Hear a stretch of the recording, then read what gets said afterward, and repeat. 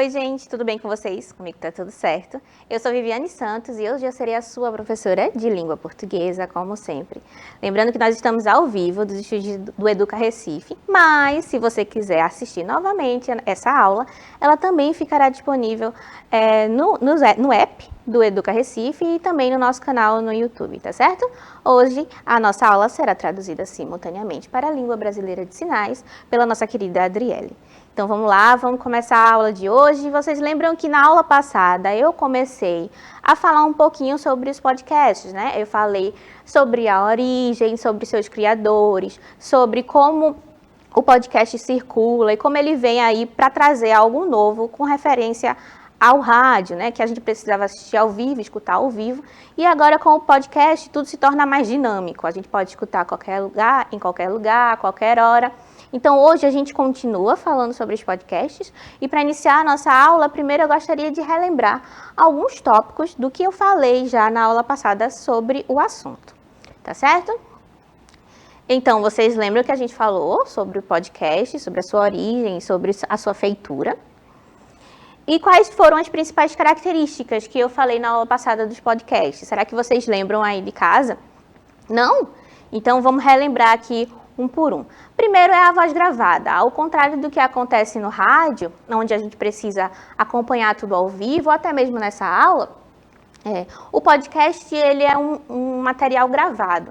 Então, você pode assistir, reassistir, na verdade, escutar tudo a posteriori, ou depois que ele é feito, tá certo? Ele é um programa que circula em plataformas online, então em streaming, diferentemente do rádio, que precisa ser uma transmissão, etc.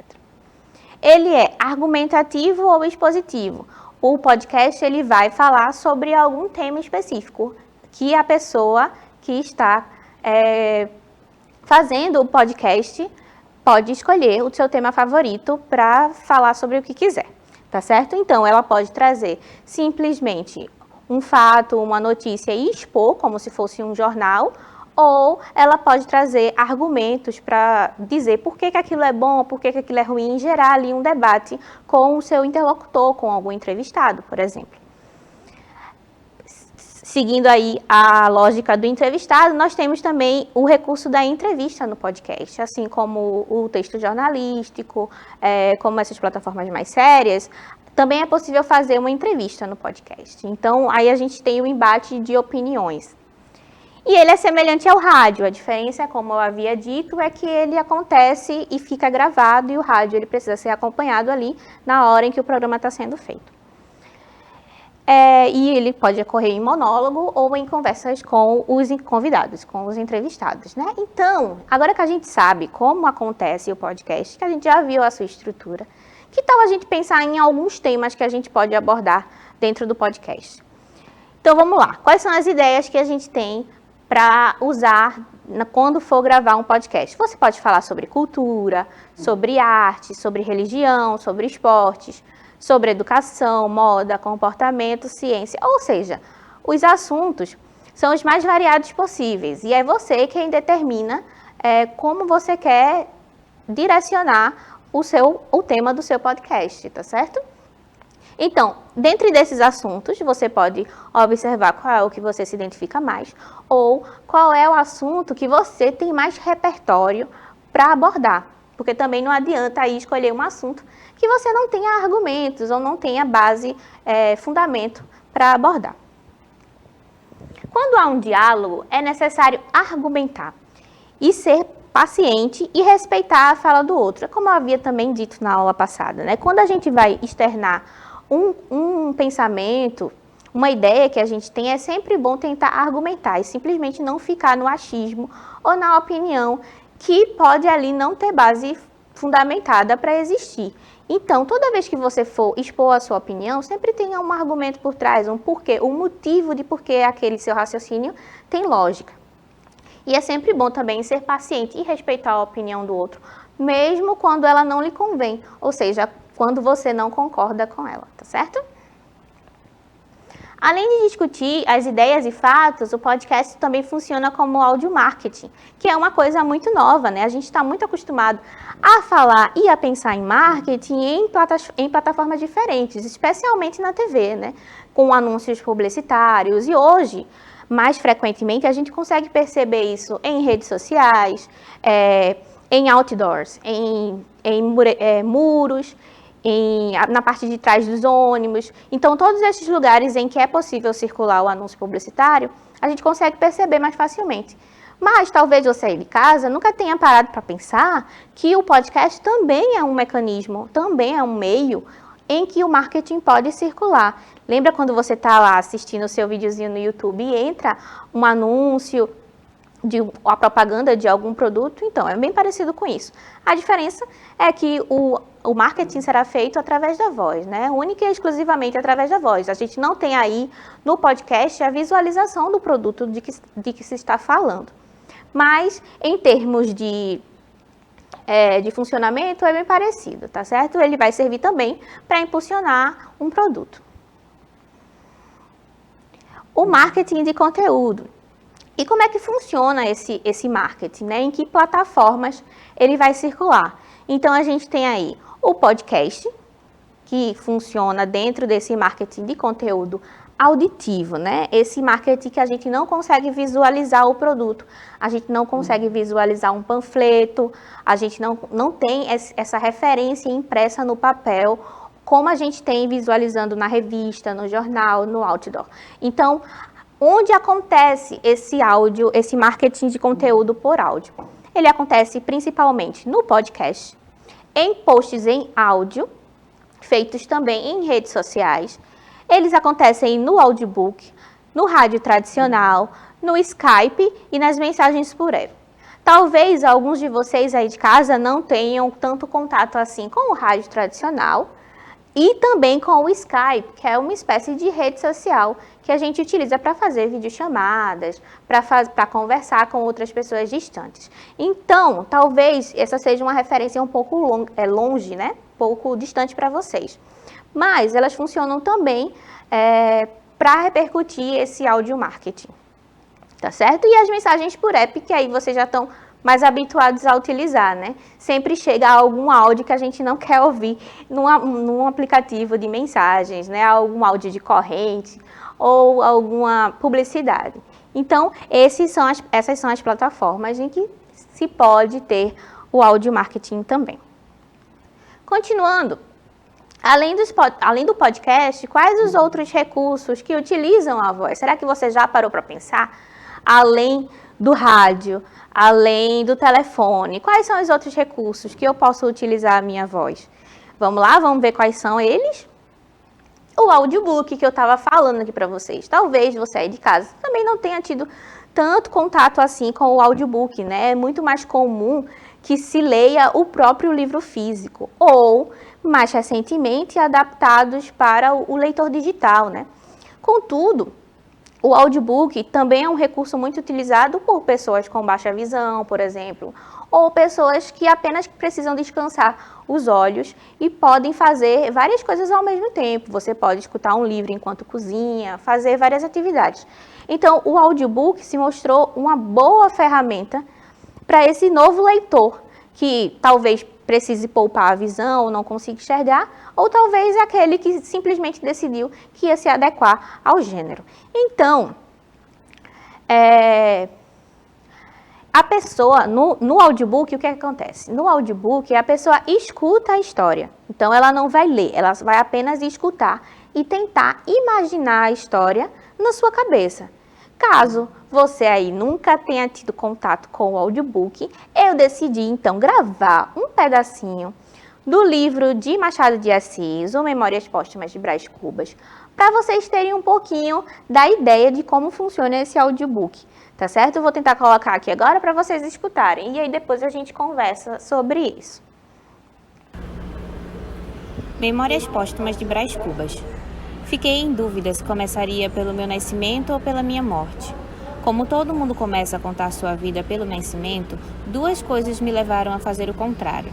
A primeira é que não sou um autor defunto, mas um defunto autor. E a segunda é que o livro ficaria mais chique, diferente. Morri de pneumonia em agosto de 1869. Mas se lhes disser que não foi tanto a pneumonia que me matou, e sim uma ideia grandiosa e útil do meu ponto de vista, é possível que não acreditem. E, no entanto, é verdade. A ideia era inventar um medicamento nobre, um antidepressivo que aliviasse a nossa triste humanidade. Seria em forma de emplastro, e o que mais me entusiasmou foi imaginar as caixinhas com a inscrição Emplastro Brás Cubas. E mais, essa ideia ameaçou-me. Dá um jeito em mim ou te devoro. E fixou-se essa ideia, tão fixa como as pirâmides do Egito. E pensar que são as ideias fixas que criam os grandes sábios e os malucos. Então, voltando, e aí a gente consegue ter uma amostra bem pequenininha de como funciona o audiolivro, tá? Aí sou eu mesma, eu tô narrando essa história para vocês, então por isso teve um pouquinho de gagueira ali, eu errei, voltei, mas eu queria, na verdade, mostrar para vocês como funciona o audiolivro. E aí, vocês conseguiram entender toda a história que ele tá falando, que morreu de pneumonia, e que tá ali tentando criar um medicamento para tristeza. A gente consegue perceber com clareza toda a história, né? Então, o audiolivro, recém-descoberto por vocês, talvez, pode ajudar também nesse contato com a literatura, né? A gente não precisa se ater necessariamente à leitura do livro, nem do livro físico e nem do leitor digital. A gente tem aí outras plataformas, outras formas de consumir literatura também. Será que agora vocês conseguem se empolgar e dar uma chance para a literatura através do audiolivro? Seria legal, né? Bom, vamos continuar aqui. Outros recursos que utilizam a voz ao invés da escrita. Vamos lá. Nós temos os speakers. Vocês já conhecem os speakers? Não. São vozes, tá certo? Artificiais, de inteligência artificial, que é usada na hora de reproduzir equipamentos eletroeletrônicos. Então, os speakers inteligentes nos auxiliam interligando os aparelhos smarts que a gente tem em casa. Então, eles vão interligar televisão, celular, aparelho de som, cortinas elétricas, o que você tiver que for inteligente, que for smart, o speaker pode fazer essa conexão entre os aparelhos eletroeletrônicos. E o que é que eles oferecem? Eles oferecem controle por voz, então você pode ligar um aparelho simplesmente falando, você liga som, e aí o speaker liga sozinho, ele toca músicas, ele liga e desliga aparelhos, fecha cortinas, liga e desliga luzes também. Então essas são as funcionalidades que a gente consegue fazer por voz, com a nossa voz, né? De forma muito mais prática. E, além disso, a gente tem o quê? A narração robótica, né?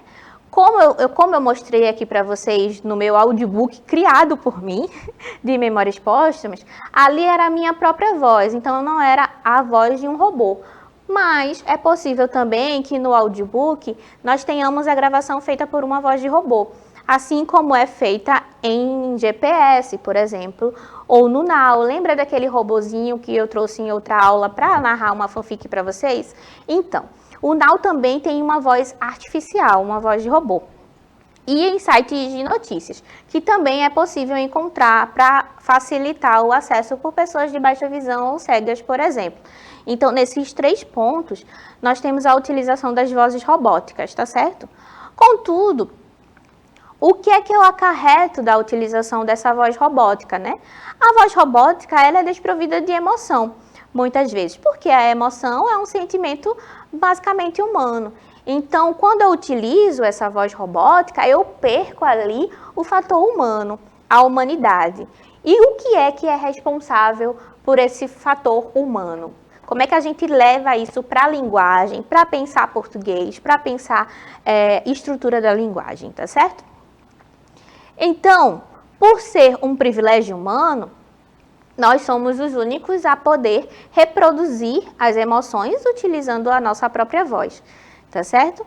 Então, o podcast parece ser uma junção perfeita da combinação entre tecnologia e fator humano, porque ele utiliza a tecnologia de poder gravar um acontecimento, um fato, que está acontecendo ao vivo ou que aconteceu no passado, mas utiliza também a emoção humana, a voz, a entonação humana. Então, toda essa carga emotiva que sai por meio da voz, tá certo? Coisa que o GPS, o Now não conseguem fazer, porque eles aí estão reproduzindo apenas a informação de forma robótica, sem se preocupar em como o receptor ele vai absorver o que está sendo dito. E existe muita diferença de eu falar eu te amo de forma robótica ou falar eu te amo de forma emocionada, de forma emotiva, tá certo? O que mais? Existe uma função na língua que garante as emoções. Você sabe qual é? Não sabe? Então vamos lá, vamos descobrir afinal que função é essa. Mas afinal, Vivi, o que é função da linguagem? Se eu não sei o que é função da linguagem, como é que eu vou saber qual delas trata as emoções através da linguagem? Então vamos lá. Funções da linguagem. Eu trouxe aqui uma definição que pode ajudar vocês na hora de entender o que são as funções da linguagem. As funções da linguagem são formas de utilização da linguagem, segundo a intenção do falante. E há vários tipos de funções, a gente vai ver cada uma delas, tá certo? Então, o que significam as funções da linguagem? Significa que quando eu sou um falante da língua, eu posso moldá-la a depender da minha intenção de comunicação. Então, se eu pretendo falar de uma coisa de modo científico, a minha linguagem vai ter que se adequar a essa mentalidade, a essa forma. Se eu preciso falar de forma mais emotiva, a minha linguagem também se adaptará a esse discurso, a essa tentativa do que eu estou querendo dizer. Então, a linguagem se adapta ali à minha intenção como falante, como ser vivo, carregado de potencialidades. Afinal, eu posso escolher ser mais objetiva e, claro, eu posso escolher ser mais subjetiva, emotiva e assim por diante. Então, vamos continuar, vamos ver cada uma das funções da linguagem agora. Nós temos aí seis funções da linguagem. A referencial, a poética, a fática, a conativa, a metalinguística e a emotiva. Vamos ver cada uma delas agora, tá certo? A referencial. O objetivo da função referencial é informar, utilizar a linguagem denotativa, que é o sentido literal da coisa, tá certo? E conotativa é o sentido mais figurado. Então, é o sentido real e é escrito normalmente em terceira pessoa, de forma mais imparcial. Um exemplo desse tipo de linguagem, desse tipo de função da linguagem, são os materiais didáticos, os textos jornalísticos, os textos científicos. Então, aqui eu trouxe um exemplozinho escrito. Por exemplo, se eu digo assim, Ana foi morar em outro país para poder estudar idiomas. Eu estou dando uma informação sobre Ana. Essa informação poderia estar facilmente num texto jornalístico, em que eu falo o que aconteceu com uma turista brasileira em outro lugar.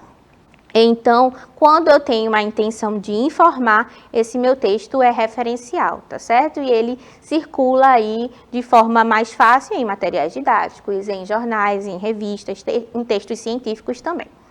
Tá certo? Tudo bem até agora? Vamos continuar. A segunda função é a poética.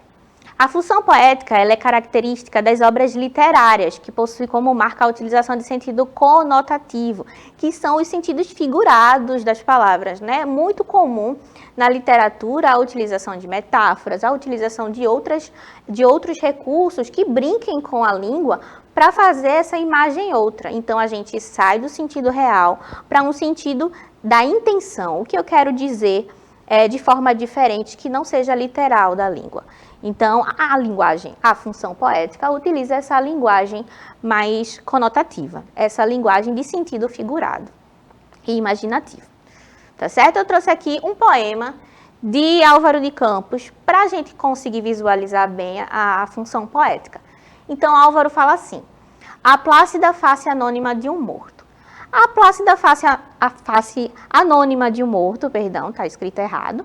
Assim, os antigos marinheiros portugueses que temeram, seguindo tudo, o mar grande do fim, viram, afinal, não monstros nem grandes abismos, mas praias maravilhosas e estrelas por ver ainda, o que é que taipaias do mundo escondem nas montras de Deus. Então, Álvaro de Campos faz aqui uma reflexão da chegada dos portugueses ao Brasil, né?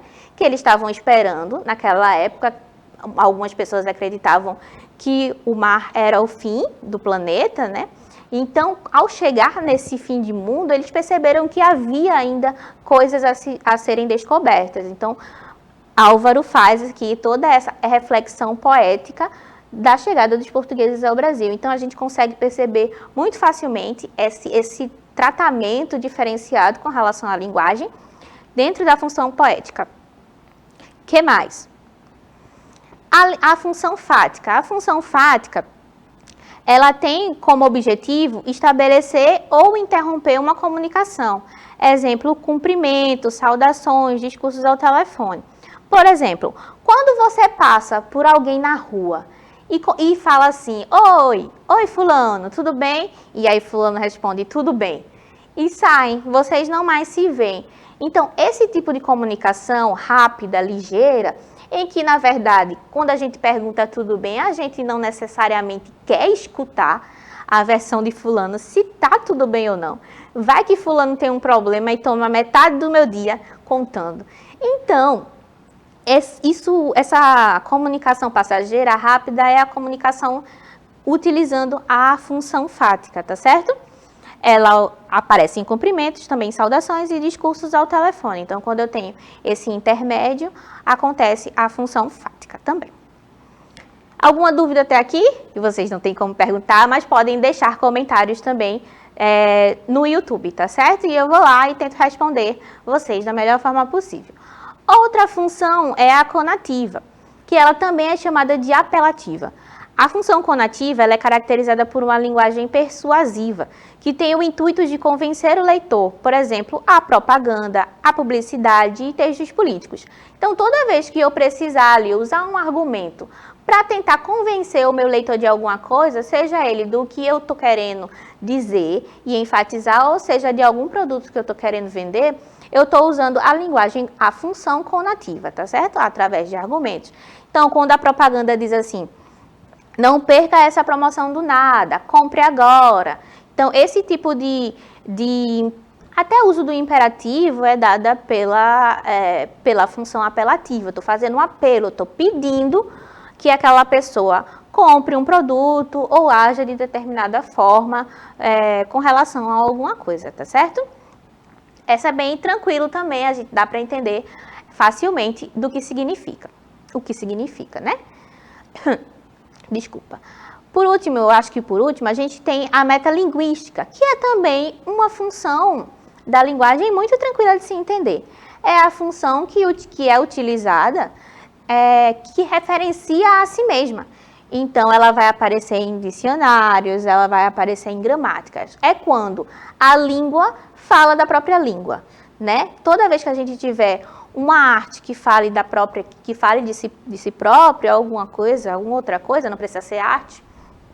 Então, esse tipo de discurso é de metalinguagem. Então, quando a gente tem um filme de Hollywood no Oscar que fala sobre a própria Hollywood, ou seu surgimento, o seu desenvolvimento, os autores que foram importantes, os atores, ela está falando de si própria, ela está se autorreferenciando.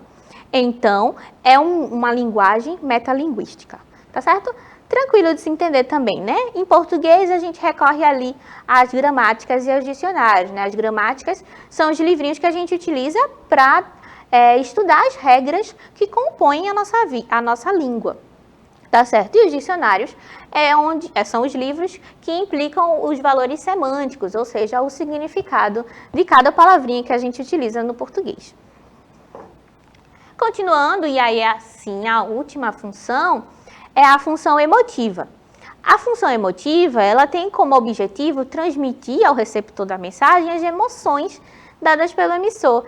E ela é escrita em primeira pessoa, então ao contrário do que acontece na referencial, por exemplo, que a gente tem a utilização da terceira pessoa, na emotiva e na poética a gente vai ter esse subjetivismo, essa emoção aflorada e sendo transmitida por meio da linguagem de uma pessoa. Então, quando alguém externa sentimentos e emoções, a gente diz que ele está usando a função emotiva da linguagem. Aqui tem uma frasezinha, aparentemente a nossa bonequinha aqui está sofrendo de amor, então aqui a gente tem as emoções dela afloradas e significadas através da linguagem, porque ela ama alguém perdidamente, talvez aí não seja correspondida, tá certo? E como é que eu consigo... Será que agora que a gente já viu todas as funções da linguagem, será que a gente consegue reconhecer? Eu trouxe aqui um exercício bem curtinho, bem simplesinho, para a gente ver se a gente consegue reconhecer uma dessas linguagens. Então, vamos lá. Quando eu digo assim, emoção, ato de deslocar, movimentar, agitação de sentimentos, abalo afetivo ou moral, turbação, comoção. Então, é alguma coisa que é sentida de forma muito intensa. Ué, eu estou falando de emoção. E Viviane me falou que quando eu falo de emoção, eu posso usar a função emotiva ou a função poética. Será que é função emotiva aqui? O que é que vocês acham? Mas lembra que aqui eu estou dando um conceito para a palavra emoção. E aí, será que é emotiva, será que é fática ou será que é metalinguística? Vamos descobrir? Mas é óbvio que é metalinguística, né, minha gente? Porque aqui é uma definição de dicionário para a palavra emoção. E como eu disse agora há pouco, toda vez que a gente usar definições de dicionário ou algum recurso que está na gramática, eu estou falando da minha própria língua. Então, é uma função metalinguística, tá certo? Facinho de identificar, não é? Tenho certeza que vocês também acharam.